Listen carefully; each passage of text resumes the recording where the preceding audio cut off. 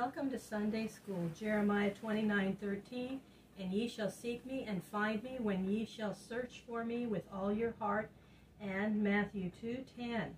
When they saw the star, they rejoiced with exceeding great joy. For some time after Jesus was born, Joseph and Mary stayed with him in Bethlehem. The baby was not kept long in the stable sleeping in the manger, for after a few days they found room in a house, and there another visit was made to Jesus by strange men who came from a land far away. In a country east of Judea and many miles distant were living some very wise men who studied the stars.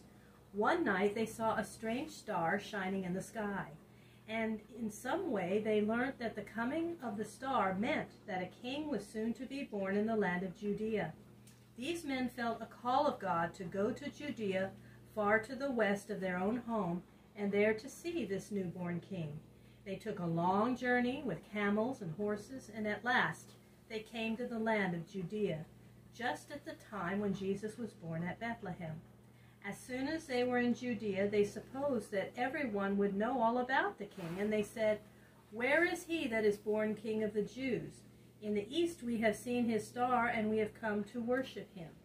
But no one of whom they asked had ever seen this king or had heard of him.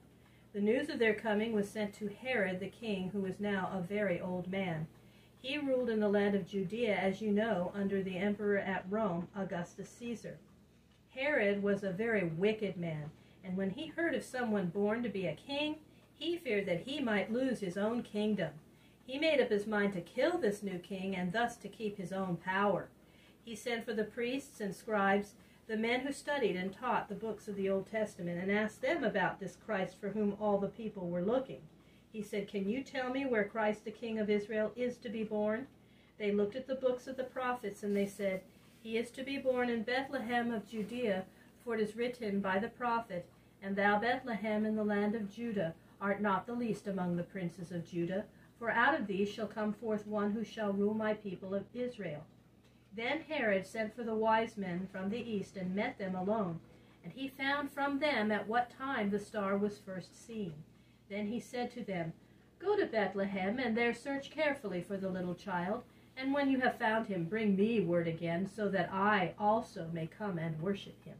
Then the wise men went on their way toward Bethlehem, and suddenly they saw the star again shining upon the road before them. At this they were glad and followed the star until it led them to the very house where the child was. They came in, and there they saw the little one with Mary, its mother. They knew at once that this was the king, and they fell down on their faces and worshipped him as the Lord. Then they brought out gifts of gold and precious perfumes, frankincense and myrrh, which were used in offering sacrifices, and they gave them as presents to the royal child. That night God sent a dream to the wise men, telling them not to go back to Herod, but to go home at once to their own land by another way. They obeyed the Lord and found another road to their own country without passing through the city where Herod was living. So Herod could not learn from these men who the child was that was born to be king. And very soon after these wise men had gone away, the Lord sent another dream to Joseph, the husband of Mary.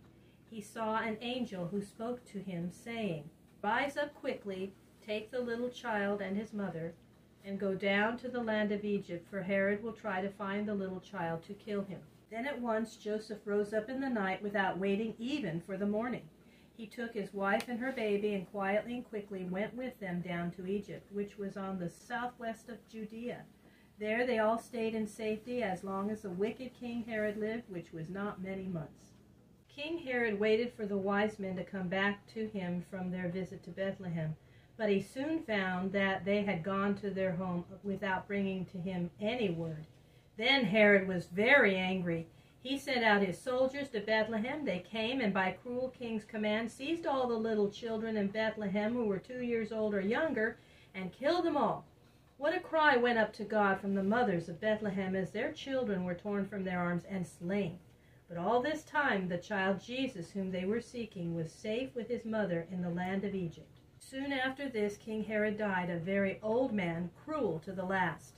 Then the angel of the Lord came again and spoke to Joseph in a dream, saying, "You may now take the young child back to his own land, for the king who sought to kill him is dead." Then Joseph took his wife and the little child Jesus and started to go again to the land of Judea. Perhaps it was his thought to go again to Bethlehem, the city of David, and there bring up the child. But he heard that in that part of the land Archelaus was now ruling, who was a son of Herod, and as wicked and cruel as his father. He feared to go under his rule, and instead took his wife and the child to Nazareth, which had been his own home and that of Mary his wife before the child was born. Nazareth was in the part of the land called Galilee, which at that time was ruled by another son of King Herod, a king named Herod Antipas. He was not a good man, but was not so cruel nor bloody as his wicked father had been. So again Joseph the carpenter and Mary his wife were living in Nazareth. And there they stayed for many years while Jesus was growing up. Jesus was not the only child in their house, for other sons and daughters were given to them.